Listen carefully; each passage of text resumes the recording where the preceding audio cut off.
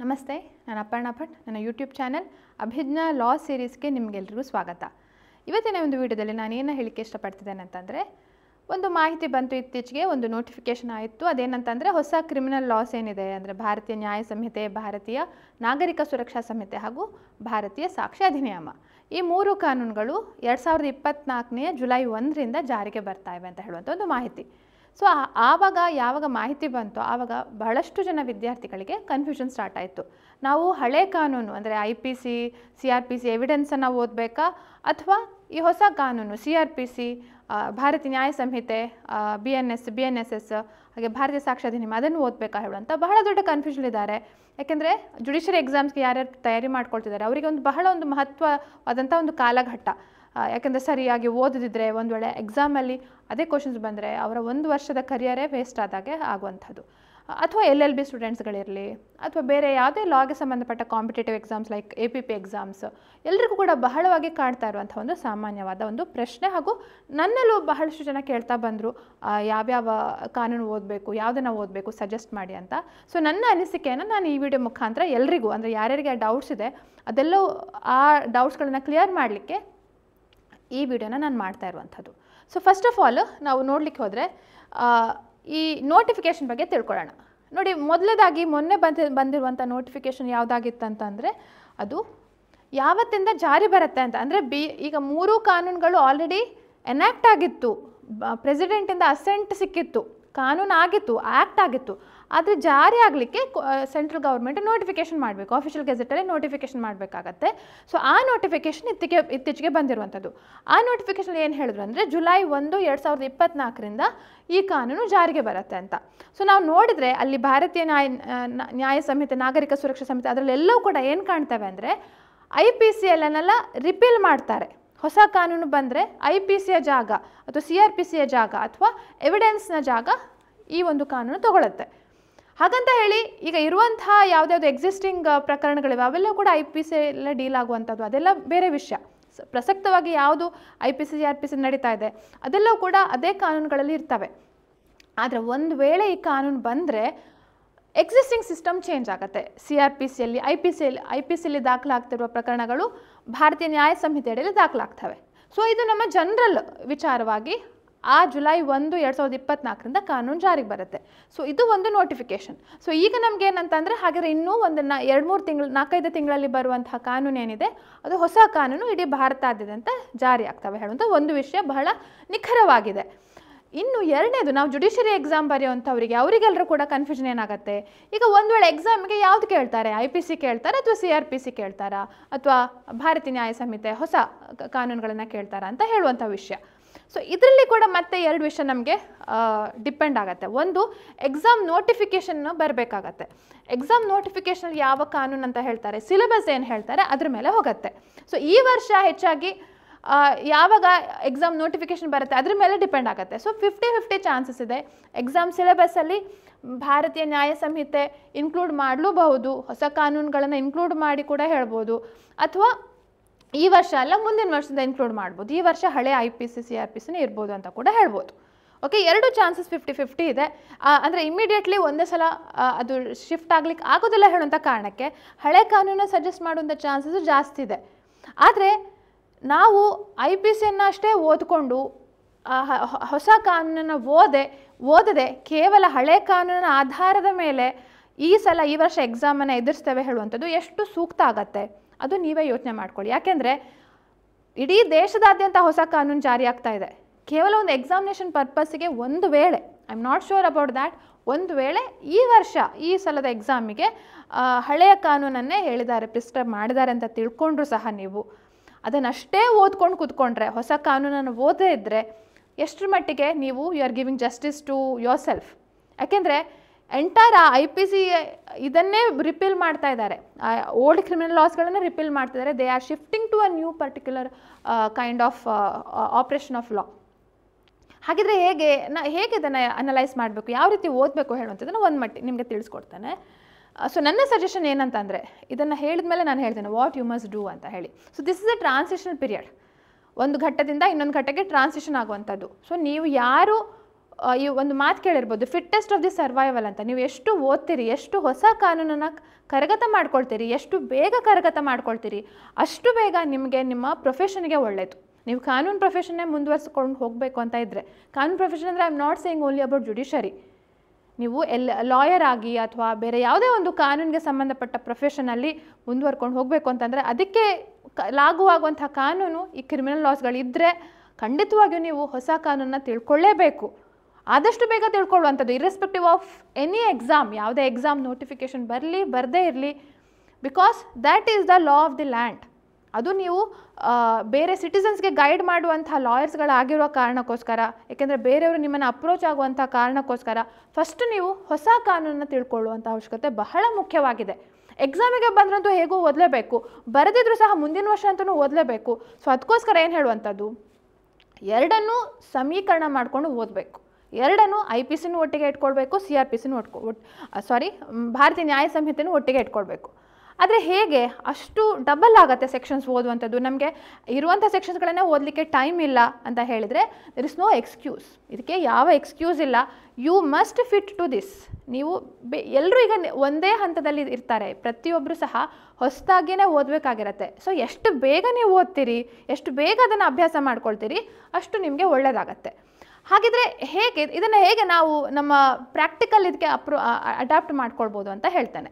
ನೋಡಿ, ಏನು changes. First of all IPC versus ಭಾರತೀಯ ನ್ಯಾಯ ಸಂಹಿತೆ ಅಂತ ತಿಳ್ಕೊಳ್ಳೋಣ. ಒಂದು ಕಾನೂನು ತಗೊಳ್ಳೋಣ, IPC ವರ್ಸಸ್ ಭಾರತೀಯ ನ್ಯಾಯ ಸಂಹಿತೆ. ಚೇಂಜಸ್ಗಳಾಗಿವೆ, ಬಹಳಷ್ಟು ಚೇಂಜಸ್ಗಳಾಗಿವೆ, ಸೆಕ್ಷನ್ ಎಲ್ಲ ಬದಲಾವಣೆ ಆಗಿವೆ. ಆದರೆ ಪ್ರಿನ್ಸಿಪಲ್ಸ್ ಹೇಳುವಂಥದ್ದು ಒಂದೇ. ಹೆಚ್ಚು ಕಮ್ಮಿ 80% ಪ್ರಿನ್ಸಿಪಲ್ಸ್ಗಳು, 90 ಅಂತಲೇ ಹೇಳ್ಬೋದು, ಪ್ರಿನ್ಸಿಪಲ್ಸ್ಗಳು ಒಂದೇ. ಕೆಲವೊಂದು ಮೇಜರ್ ಚೇಂಜಸ್ಗಳಾಗಿವೆ, ಅದು ನಮಗೆ ವೆರಿ ಬ್ಲೇಟೆಂಟ್ ಆಗಿ ಕಾಣುತ್ತೆ, ಎದ್ದು ಕಾಣುವಂಥದ್ದು ಅಂಥ ಚೇಂಜಸ್ಗಳು. ಆ ಚೇಂಜಸ್ಗಳನ್ನು ಫಸ್ಟ್ ನಾವು ತಿಳ್ಕೊಳ್ಬೇಕು. ಸೊ ನಿಮ್ಮ ಹತ್ರ IPC ಬೇರೆ ಆ್ಯಕ್ಟ್ ಇರುತ್ತೆ, ಹಾಗೆ ಭಾರತೀಯ ನ್ಯಾಯ ಸಂಹಿತೆ ಬೇರೆ ಆ್ಯಕ್ಟ್ ಇರುತ್ತೆ. ಬೇರೆ ಆ್ಯಕ್ಟನ್ನು ತೊಗೊಳ್ಳೇಬೇಕು. ಬೇರೆ ಆ್ಯಕ್ಟನ್ನು ಯಾವುದಾದ್ರೂ ತೊಗೊಳ್ಳಿ, ಅದರಲ್ಲಿ ಚೇಂಜಸ್ ಅಂತ ಒಂದು ಚಾಪ್ಟರ್ ಕೊಟ್ಟಿರ್ತಾರೆ, ಅಂಥ ಬುಕ್ಕನ್ನು ನೋಡಿ ತೊಗೊಳ್ಳಿ. ಉದಾಹರಣೆಗೆ ಟ್ಯಾಕ್ಸ್ ಮನ್ ಹೇಳುವಂಥದ್ದು ಒಳ್ಳೆಯದಿದೆ, ಅಥವಾ ಲೆಕ್ಸಿಸ್ ನೆಕ್ಸಿಸ್ ಅವ್ರದ್ದು ಬೇರೆ ಆ್ಯಕ್ಟ್ ಒಳ್ಳೆಯದಿದೆ. ಯಾವುದೇ ಬೇರೆ ಆ್ಯಕ್ಟ್ ತೊಗೊಳ್ಳಿ, ಹೊಸ ಬೇರೆ ಆ್ಯಕ್ಟ್ ತೊಗೊಳ್ಳಿ. What are the major changes included in ಭಾರತೀಯ ನ್ಯಾಯ ಸಂಹಿತೆ, ಏನು ಚೇಂಜಸ್ ಆಯಿತು, ಏನು ಬದಲಾವಣೆ ಆಯಿತು, ಮತ್ತು ಕಂಪ್ಯಾರಿಟಿವ್ ಚಾರ್ಟ್ ಕೊಟ್ಟಿರ್ತಾರೆ. IPC ಮತ್ತು ಭಾರತೀಯ ನ್ಯಾಯ ಸಂಹಿತೆಗೆ ಸಂಬಂಧಪಟ್ಟ ಕಂಪ್ಯಾರಿಟಿವ್ ಚಾರ್ಟ್ ಕೊಟ್ಟಿರ್ತಾರೆ. ಆ ರೀತಿಯ ಬೇರೆ ಆ್ಯಕ್ಟ್ ತೊಗೊಳ್ಳಿ, ಯಾಕೆಂದರೆ ಇಮಿಡಿಯೇಟ್ಲಿ ನಿಮ್ಗೆ ಟೆಕ್ಸ್ಟಿಗೆ ಬರಲಿಕ್ಕಿಲ್ಲ. ಸೊ ಈ ಒಂದು ವಿಷಯ ನೆನ್ಪಿಟ್ಕೊಂಡು ಎರಡೂ ಬುಕ್ಕನ್ನು ಒಟ್ಟಿಗೆ ಇಟ್ಕೊಂಡು ಫಸ್ಟ್ ನೀವು ತಿಳ್ಕೊಳ್ಳುವಂಥದ್ದೇನು, ಚೇಂಜಸ್ ಅಂದರೆ ಹೆಚ್ಚಾಗಿ ಏನಾಗಿರ್ಬೋದು, ಯಾವುದೋ ಒಂದು ಪ್ರಾವಿಷನನ್ನು ಆ್ಯಡ್ ಮಾಡಿರ್ತಾರೆ, ಯಾವುದೋ ಒಂದು ಪ್ರಾವಿಷನನ್ನು ಡಿಲೀಟ್ ಮಾಡಿರ್ಬೋದು.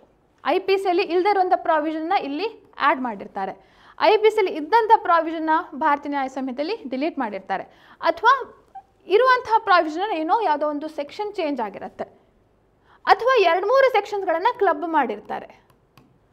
ಸೊ ಹೀಗೆ ಈ ರೀತಿಯ ಚೇಂಜಸ್ಗಳು ಇರ್ತವೆ. ಸೊ ಆವಾಗ ನಾವು ಒಂದೊಂದೇ ಸೆಕ್ಷನ್ ಓದ್ತಾ ಹೋದರೆ ನಮಗೆ ಅಂದಾಜಾಗೋದಿಲ್ಲ. ಅದಕ್ಕೆ ಏನು ಮಾಡಬೇಕು, take a group of sections. ಉದಾಹರಣೆಗೆ ಈಗ ಚಾಪ್ಟರ್ ವೈಸ್ ಡಿವೈಡ್ ಮಾಡಿದಾರಲ್ಲ, ಡೆಫಿನಿಷನ್ಸ್ ಹೇಳುವಂಥ ಚಾಪ್ಟರ್ ಇದೆ, ಒಫೆನ್ಸಸ್ ಅಗೇನ್ಸ್ಟ್ ವುಮನ್ ಅಂತ ಇದೆ. ಆ ಎಲ್ಲ ಒಂದು ಚಾಪ್ಟರ್ಗಳನ್ನು ಒಟ್ಟಿಗೆ ತೊಗೊಳ್ಳಿ. ಅಲ್ಲಿರುವಂಥ ಒಂದು 10-15 ಸೆಕ್ಷನ್ಸ್ಗಳಿರ್ತವೆ ಪ್ರತಿಯೊಂದು ಚಾಪ್ಟ್ರಲ್ಲೂ ಕೂಡ.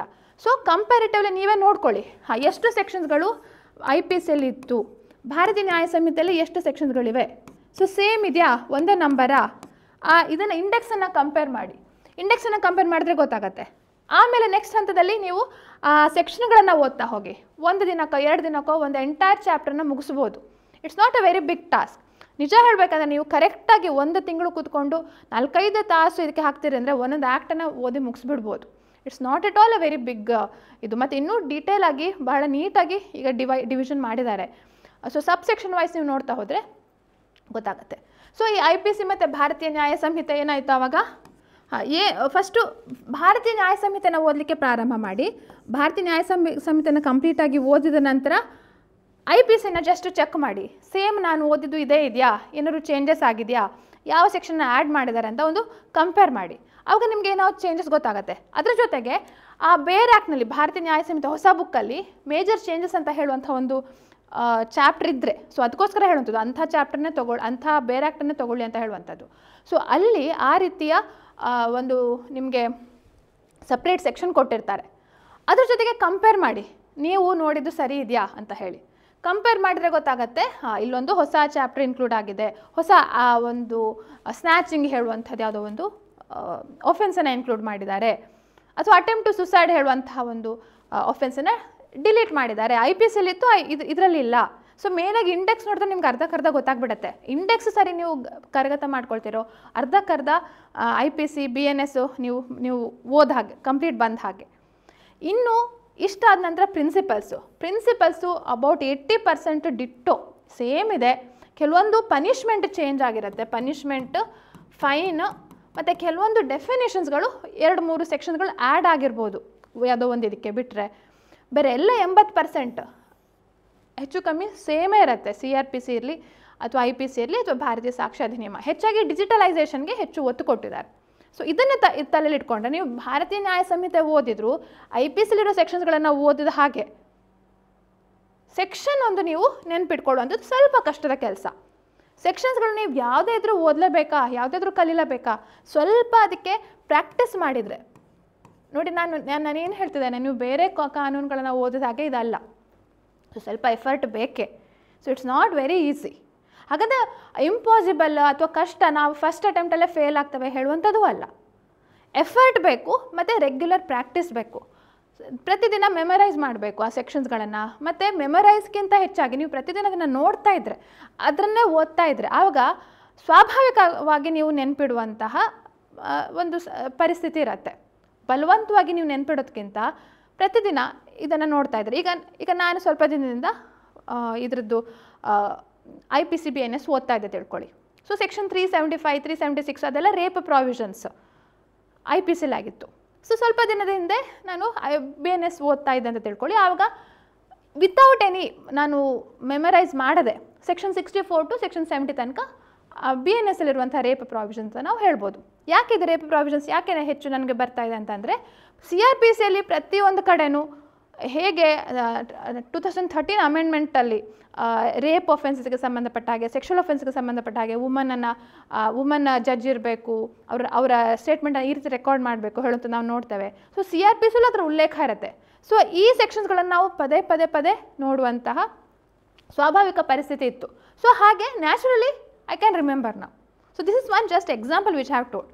ಸೊ ನನಗೆ ಹೇಗೆ ಕಾನ್ಫಿಡೆನ್ಸ್ ಬಂತು ಈ ಭಾರತೀಯ ನ್ಯಾಯ ಸಂಹಿತೆ ಇರಲಿ IPC ಇರಲಿ ಅದನ್ನು ಹೇಗೆ 30 ದಿನದಲ್ಲಿ ಮುಗಿಸ್ಬೋದು ಹೇಳುವಂಥದ್ದು. ಸೊ ಅದೇ confidence I want to give it to you, provided you do some ಈ ರೀತಿ ಎಕ್ಸಸೈಸ್ಗಳನ್ನು. ಸ್ವಲ್ಪ ನಾವು ನಾರ್ಮಲ್ ಟ್ರ್ಯಾಕಲ್ಲಿ ಹೋಗೋದಕ್ಕಿಂತ ಬಿಟ್ಟು ಸ್ವಲ್ಪ ನಾವು ಸ್ಮಾರ್ಟ್ ವರ್ಕ್ ಕಡೆ ಗಮನ ಕೊಟ್ಟರೆ ಖಂಡಿತವಾಗಿಯೂ this is not a very big problem at all. Notification ಬರಲಿ ಬರದೇ ಇರಲಿ, ಬಂದರೆ ಸಿಲೆಬಸ್ ಕೊಟ್ಟರೂ ಸಹ you are able to write this, you can. ಹೇಗೂ ನೀವು ಹೊಸದು ಓದ್ಕೊಂಡ್ರೆ ಹಳೇ ಇದನ್ನು ಹೇಗೂ ಬರಿಬೋದು. ಸೆಕ್ಷನ್ಸ್ಗಳೇ ಸ್ವಲ್ಪ ಮಟ್ಟಿಗೆ ನಮ್ಗೆ ನೆನಪಿದ್ದೇ ಇರುತ್ತೆ. ಓಕೆ, ಸೊ ಇದನ್ನು ಅದಕ್ಕೋಸ್ಕರ I just wanted to clarify everyone that you have to study both. This is my suggestion. ಎರಡನ್ನೂ ಓದಬೇಕು, ಕಂಪ್ಯಾರಿಟಿವ್ಲಿ ಓದಬೇಕು. ಹೆಚ್ಚು ಹೊತ್ತು ಲೈಕ್ 80% ನೀವು ಭಾರತೀಯ ನ್ಯಾಯ ಸಂಹಿತೆನೇ ಓದಿ, ಅದ್ರ ಜೊತೆಗೆ IPC ಬೇರೆ ಆ್ಯಕ್ಟನ್ನು ಇಟ್ಕೊಂಡು ಸ್ವಲ್ಪ ಮಟ್ಟಿಗೆ ಕಂಪೇರ್ ಮಾಡಿ. ಆವಾಗ ನಿಮಗೆ ಕಂಪ್ಲೀಟ್ ಆ ಒಂದು ಸೀಲ್ ಆದಾಗತ್ತೆ, ಕಂಪ್ಲೀಟ್ ಆ ಒಂದು ಟಾಪಿಕ್ ಏನಿದೆ ಅದು ಕಲ್ತಾಗತ್ತೆ. ಇಲ್ಲಾಂದರೆ IPCನ ಫುಲ್ಲು ಓದ್ಕೊಳ್ತೇನೆ ಆಮೇಲೆ ಭಾರತೀಯ ನ್ಯಾಯ ಸಂಹಿತೆನೂ ಆಮೇಲೆ ಮತ್ತೆ ಓದ್ತೇನೆ ಅಂದರೆ ಹಾಗೆ ಕಷ್ಟ ಆಗುತ್ತೆ, ನೆನ್ಪಿಟ್ಕೊಳ್ಳಿಕ್ಕೆ ಕಷ್ಟ ಆಗುತ್ತೆ. Okay, so this is one method which I have chalked out. ಇನ್ನು ನೀವು ಕೂಡ ಅದೇ ರೀತಿ ಮಾಡ್ಬೋದು. ಹಾಗೆ ಇನ್ನು ಸ್ವಲ್ಪ ದಿನದಲ್ಲೇ ಹೊಸ ಕ್ರಿಮಿನಲ್ ಲಾಸ್ಗೆ ಸಂಬಂಧಪಟ್ಟ ಹಾಗೆ ನಮ್ಮ ಅಭಿಜ್ಞಾ ಲಾ ಸೀರೀಸ್ ಆ್ಯಪಲ್ಲಿ we are going to launch a new course. ಹೊಸ ಕೋರ್ಸನ್ನು ನಾವು ಲಾಂಚ್ ಮಾಡ್ತಿದ್ದೇವೆ ಸ್ವಲ್ಪ ದಿನದಲ್ಲಿ, ಅಬೌಟ್ 10 to 15 days ಇದರಲ್ಲಿ we are going to launch that. ಇನ್ನು ಬೇರೆ ಯಾವುದಕ್ಕಾದರೂ ಇಫ್ ಯು ಆರ್ ಇಂಟ್ರೆಸ್ಟೆಡ್ ಅಂದರೆ ಜೂರಿಸ್ ಕೋರ್ಸ್, ಜುಡಿಷರಿ ಎಕ್ಸಾಮ್ಗೆ ಸಂಬಂಧಪಟ್ಟ ಕೋರ್ಸ್ ಬಗ್ಗೆ ಇಂಟ್ರೆಸ್ಟ್ ಇದ್ದರೆ ಒಂದು ಡೆಮೋ ಕೋರ್ಸ್ ಅಂತ ಹೊಸದಾಗಿ ಲೈಕ್ ಒಂದು ₹9 ವೆರಿ ನಾಮಿನಲ್ ಅಮೌಂಟ್ ಆ ಪೇಮೆಂಟ್ ಗೇಟ್ವೇ ಚಾರ್ಜಸ್ಗೋಸ್ಕರ ವಿ ಹ್ಯಾವ್ ಇನ್ಕ್ಲೂಡೆಡ್ ದಿಸ್. ಅಂದರೆ ಆಫ್ಕೋರ್ಸ್ ಫ್ರೀನೇ ಇದು, ಬಟ್ ಸಮ್ ಚಾರ್ಜಸ್ ಮಿನಿಮಮ್ ಇಷ್ಟು ಇಡಬೇಕಂತ ಹೇಳೋದು ಕಾರಣಕ್ಕೆ ಇಟ್ಟಿದ್ದೇವೆ ಅಷ್ಟೇ. 5 ಕ್ಲಾಸ್ ಇದೆ, 5 hours ಕ್ಲಾಸ್ ಇದರಲ್ಲಿ ಸಿಗುತ್ತೆ ನಿಮಗೆ. 7 days 7 ದಿನದಲ್ಲಿ ನೋಡಿ ಮುಗಿಸ್ಬೋದು. ಅದರದ್ದು ವ್ಯಾಲಿಡಿಟಿ 7 ದಿನ. ಇದು ಏನು ಕ್ಲಾಸಸ್ ಅಂದರೆ ನಮ್ಮ ಜುಡಿಷರಿಗೆ ಮಾಡ್ತಾ ಇರುವಂಥ ಜೂರಿಸ್ ಕೋರ್ಸ್ ಅಂತ 1 ವರ್ಷದ ಏನು ಬ್ಯಾಚ್ ಇತ್ತಲ್ಲ ಅದು ಆಲ್ರೆಡಿ ಸ್ಟಾರ್ಟ್ ಆಗಿದೆ, ಬಟ್ ಈಗಲೂ ಕೂಡ ಸ್ಟೂಡೆಂಟ್ಸ್ ಜಾಯ್ನ್ ಆಗ್ಬೋದು. ಸೊ ಅದಕ್ಕೆ ರೆಫರೆನ್ಸ್ ಆಗಿ ವಿ ಹ್ಯಾವ್ ನಿಮಗೆ ಕ್ಲಾಸಸ್ಗಳು ಹೇಗಿರ್ತವೆ ಅಂತ ತಿಳ್ಕೊಳ್ಳಿಕ್ಕೆ ಅಥವಾ ಮುಂದೆ ಯಾವುದಾದ್ರು ಕ್ಲಾಸಿಗೆ ಕೂಡ ಜಾಯಿನ್ ಆಗುವಂಥ ಒಂದು ಇಂಟ್ರೆಸ್ಟ್ ಇದ್ದರೆ, if you want to have the demo, you can have this demo by just paying 9 rupees. Okay, so ಇದು ಒಂದು. ಹಾಗೆ ಇನ್ನು ನಮ್ಮ ಬೇರೆ ಬೇರೆ ಕೋರ್ಸಸ್ಗಳು ಬಹಳಷ್ಟಿವೆ. ಕೋಡ್ ಆಫ್ ಸಿವಿಲ್ ಪ್ರೊಸೀಜರ್ ಹೇಳುವಂಥ ಒಂದು ಬುಕ್ ರಿಲೀಸ್ ಆಗಿದೆ, which I have authored especially for judiciary exams. Judiciary ಎಕ್ಸಾಮ್ಸ್ಗೆ ಅಥವಾ LLB ಸ್ಟೂಡೆಂಟ್ಸ್ಗಳಿಗೂ ಅಪ್ಲೈ ಆಗುತ್ತೆ, ಆಲ್ ಇಂಡಿಯಾ ಬಾರ್ ಎಕ್ಸಾಮ್ಸ್ಗೆ ಬರೋರು ಕೂಡ ಅಪ್ಲೈ ಆಗುತ್ತೆ. It is in bullet form, questions ಇಲ್ಲ, ಬುಲೆಟ್ ಫಾರ್ಮಲ್ಲಿ ಪ್ರತಿ ಕಾನ್ಸೆಪ್ಟನ್ನು ವಿ ಹ್ಯಾವ್ ಗಿವನ್. ಇನ್ನು ಕೆಲವೊಂದು ಟ್ಯಾಬ್ಲರ್ ಫಾರ್ಮಲ್ಲಿ, ಕೆಲವೊಂದು ಚಾರ್ಟ್ ಫಾರ್ಮಲ್ಲಿ ಕೊಟ್ಟಿದ್ದಾವೆ. ಹಾಗೆ ಇನ್ನೂ ಬಹಳಷ್ಟು ಬೇರೆ ಬುಕ್ಸ್ಗಳು ಕೂಡ ಸದ್ಯದಲ್ಲೇ ಲಾಂಚ್ ಆಗ್ತವೆ. ಸೊ ನೀವು ಅಭಿಜ್ಞಾ ಲಾ ಸೀರೀಸ್ ಹೇಳುವಂಥ ಆ್ಯಪನ್ನು ಡೌನ್ಲೋಡ್ ಮಾಡ್ಕೊಂಡ್ರೂ ಆಗುತ್ತೆ. ಆ ಆ್ಯಪ್ನ ಲಿಂಕನ್ನು ನನ್ನ ಈ ಯೂಟ್ಯೂಬ್ ವಿಡಿಯೋ ಡಿಸ್ಕ್ರಿಪ್ಷನಲ್ಲಿ ನಾನು ನೀಡಿದ್ದೇನೆ. ಅಥವಾ ನೀವು ವೆಬ್ಸೈಟಲ್ಲಿ ಕೂಡ ಲಾಗಿನ್ ಆಗ್ಬೋದು. ವೆಬ್ಸೈಟಲ್ಲಿ ಡೈರೆಕ್ಟ್ ಆ್ಯಪನ್ನು ಇದು ಮಾಡ್ಕೊಳ್ಬೇಕಂತ ಇಲ್ಲ, ಡೌನ್ಲೋಡ್ ಮಾಡ್ಕೊಳ್ಬೇಕಂತ ಇಲ್ಲ. ಡೈರೆಕ್ಟಾಗಿ ವೆಬ್ಸೈಟಲ್ಲಿ www.abhijnalegal.in, ಮತ್ತೊಮ್ಮೆ ಹೇಳ್ತೇನೆ, www.abhijnalegal.in ಈ ಒಂದು ವೆಬ್ಸೈಟಿಗೆ ನೀವು ಲಾಗಿನ್ ಇದು ಮಾಡಿದರೆ, ಕ್ಲಿಕ್ ಮಾಡಿದರೆ ಡೈರೆಕ್ಟ್ ಲಾಗಿನ್ ಆಪ್ಷನ್ ಸಿಕ್ಕಿದರೆ ನೀವು ಕೋರ್ಸಸನ್ನು ಆಕ್ಸೆಸ್ ಮಾಡ್ಬೋದು. ಓಕೆ, ಇದು ಒಂದಾಯಿತು. ಇನ್ನು ಈ ಬುಕ್ಕನ್ನು ಪರ್ಚೇಸ್ ಮಾಡಲಿಕ್ಕೆ if you are interested in ಅಮೆಝಾನಲ್ಲಿ ಪರ್ಚೇಸ್ ಮಾಡ್ತೀರಿ ಅಂದರೂ ಕೂಡ this is available in Amazon. ಇಲ್ಲಿ Aparna Bhat code of civil procedure ಅಂತ ನೀವು ಸರ್ಚ್ ಮಾಡಿದರೆ ಸಾಕಾಗುತ್ತೆ. It is available 450 rupees along with some delivery charges.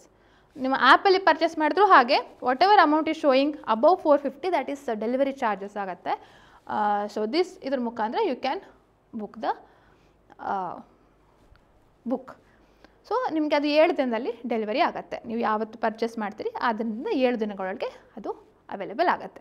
Okay, so ಇಷ್ಟು ಮಾಹಿತಿಯನ್ನು ನಾನು ಇವತ್ತಿನ ಇದರಲ್ಲಿ ಹೇಳಲಿಕ್ಕೆ ಇಷ್ಟಪಡ್ತೇನೆ. ಹಾಗಿದ್ರೆ ಭಾರತೀಯ ನ್ಯಾಯ ಸಂಹಿತೆ ಓದಬೇಕಾ ಅಥವಾ ಹೊಸ ಕ್ರಿಮಿನಲ್ ಲಾಸ್ಗಳು ಓದಬೇಕಾ ಅಥವಾ ಹಳೆಯ ಕ್ರಿಮಿನಲ್ ಲಾಸ್ಗಳನ್ನು ಓದಬೇಕಾ ಅಂತ ಹೇಳುವಂಥ ಒಂದು ಪ್ರಶ್ನೆಗೆ ನನ್ನ ಉತ್ತರ, ನೀವು ಎರಡೂ ಕಾನೂನನ್ನು ಓದಲೇಬೇಕು, ಆದರೆ ಇನ್ನು ಡಿಫ್ರೆಂಟ್ ಅಪ್ರೋಚ್, ಕಂಪ್ಯಾರಿಟಿವ್ ಅನಾಲಿಸಿಸ್ ಮೆಥಡಲ್ಲಿ ಯು ಹ್ಯಾವ್ ಟು ಸ್ಟಡಿ ಅಂತ ಹೇಳ್ತಾ ಇವತ್ತಿನ ವಿಡಿಯೋನ ಮುಗಿಸ್ತಾ ಇದ್ದೇನೆ. ಸೊ ಇನ್ನೂ ಹಲವಾರು ವಿಷಯಗಳು ನಮ್ಮ ಈ ಯೂಟ್ಯೂಬ್ ಚಾನಲ್ ಮುಖಾಂತರ ಅಥವಾ ಇನ್ಸ್ಟಾಗ್ರಾಮ್ ಲಿಂಕನ್ನು ಕೂಡ ಡಿಸ್ಕ್ರಿಪ್ಷನ್ ಕೊಟ್ಟಿದ್ದೇನೆ. ಇನ್ಸ್ಟಾಗ್ರಾಮಲ್ಲೂ ಕೂಡ we are creating certain kind of content. ಹಾಗೆ ನಮ್ಮ ಬೇರೆ ಬೇರೆ ಎಜುಕೇಷನ್ ಚಾನಲ್ಸ್ಗಳಾದ ಆ್ಯಪ್ ಅಥವಾ ವೆಬ್ಸೈಟಲ್ಲಿ ಕೂಡ ನೀವು ಫಾಲೋ ಮಾಡ್ಬೋದು ಅಂತ ಹೇಳ್ತಾ ಇವತ್ತಿನ ವಿಡಿಯೋ ಮುಗಿಸ್ತಾ ಇದ್ದೇನೆ. ಈ ವಿಡಿಯೋ ಎಷ್ಟಾಗಿದೆ ಲೈಕ್, ಕಮೆಂಟ್, ಶೇರ್, ಸಬ್ಸ್ಕ್ರೈಬ್ ಮಾಡಲಿಕ್ಕೆ ಮರಿಬೇಡಿ. ನಿಮ್ಮ ಅನಿಸಿಕೆ ಏನಂತ ಈ ಕಾಮೆಂಟ್ ಸೆಕ್ಷನಲ್ಲಿ ಖಂಡಿತವಾಗಿಯೂ ತಿಳಿಸಿ ಅಂತ ಹೇಳ್ತಾ ಇವತ್ತಿನ ವಿಡಿಯೋನ ಮುಗಿಸ್ತಾ ಇದ್ದೇನೆ. ನಮಸ್ತೆ.